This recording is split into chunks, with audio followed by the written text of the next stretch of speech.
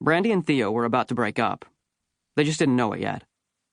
They were fighting about this movie they'd seen last week, and Theo was going, "What's the point?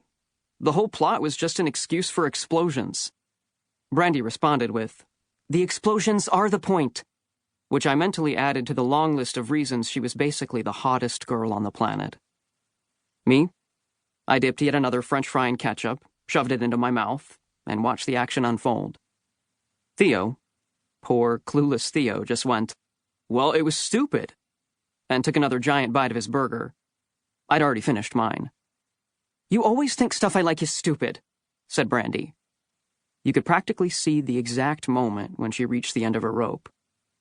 "Always! God, you don't even try to like my stuff."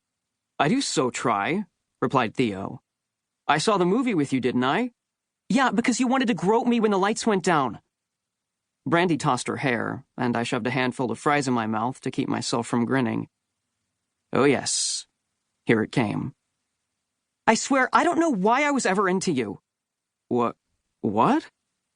Theo was so totally perplexed by now, I almost felt sorry for him. "You were plenty into me yesterday. Hell, you were into me 5 minutes ago." It was 4 minutes ago. I'd been keeping track. But I didn't say anything, obviously. Just chewed my food in silence, trying not to let on how much I was enjoying this. Unfortunately, Brandy's reply was interrupted by the sudden sound of a Black Keys song blasting into the quiet diner. My cell phone. Aunt Holly's ringtone. "Hello?" I said. Beside me, Theo called Brandy a very rude name. "Ma says there's a fault in the stone," said Aunt Holly in her usual curt voice. "How soon can you be home?" Normally, I would have pointed out that the house she shared with Grandma wasn't technically home for me, but there was no point in arguing semantics with people as easily provoked as her. So I just said, 15 minutes if you make me walk, 5 if you pick me up." "God, you're lazy," she sighed. "All right, just meet us at the Mayday field. 10 minutes. The line went dead.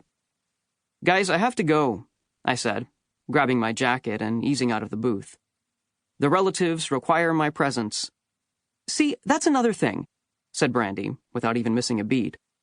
"Look at the relationship Aspen has with his family. They call, he comes running, and vice versa probably. That's how it should be. But all I ever hear from you is how much you hate your parents." Brandy, on the other hand, called her father every single night after dinner. She pretended like it was her idea, as opposed to a product of her dad's all-encompassing paranoia about basically everything, but you could tell it was a pain in her ass. Theo sputtered pathetic half-words as he sank lower and lower into his seat. I couldn't blame him. Brandy always looked like a vengeful goddess when she got angry, and this was probably the angriest I'd ever seen her. I was kind of sorry I had to leave. But up here, a call from Aunt Holly trumped everything, even something as potentially life-changing as this fight. I slipped a 10 onto the table to cover my meal and headed for the door just as the waiter came over, probably to ask Brandy and Theo to lower their voices. It was a gorgeous summer upstate New York night, the likes of which you never get down in the city.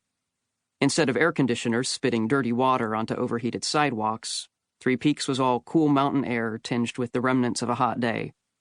Cool enough that I was comfortable in my long-sleeved thermal, warm enough that I didn't need another layer over it. I made a left out of the diner and started walking down Main, past the Bean Barn coffee shop, past the cutesy boutique clothing stores, closed for the night by this point, and past the single grocery store, which marked the point where the commercial section of town ended and the residential one began. A few minutes later, even the houses grew sparser, until there were only woods. To my left, at least. To my right, lawns and well-groomed trees gave way to a wide, flat expanse of grass, so well-maintained that it could have been a soccer field, if not for the giant oak tree that stood right in the middle. The Mayday tree. This was where all the citizens of Three Peaks left little presents once a year, as some kind of tribute? Payment? Something like that. I'd never been here for an actual Mayday party, so I didn't know what all the gifts were supposed to mean. But I did know that they stayed under the tree until the Quick family, my family, came to get them. I'd visited the tree several times over the past few years, always as a precursor to my family's triad ritual, but this was my first visit of the summer. Anticipation coursed through me. When I reached the tree, I ducked under its branches and surveyed the trunk. Or rather, the giant pile of stuff surrounding the trunk. It looked more or less the same as it did every year. a collection of weird little odds and ends left by people who maybe were superstitious, or maybe liked tradition a little too much, or maybe both. The first time I saw it, back when I was just a little kid, I thought it looked like a pile of magic. Tonight, there was better magic happening at the diner I'd just left. I checked my phone, just to see if either of my friends had texted me, if the breakup had happened already, or if there was still fighting left to be done. Nothing yet, though. Well, nothing except a text from Mom. Her 2nd of the day, her 10th of the week. I deleted it without reading it, like I'd been doing for months. Footsteps swished in the grass, steadily approaching. I looked up, and there was Aunt Holly coming my way, tall and straight-backed and dressed in what looked like a business suit. Her hair, the same dirty blonde as Dad's, was pulled severely back from her face. I wondered if she'd come right from her office. A few strides behind her was Grandma, a little bit shorter and rounder than Aunt Holly, her iron-gray curls making a halo around her smiling face. Hands in the pockets of her slacks, she ambled across the Mayday field with the ease of someone 40 years younger.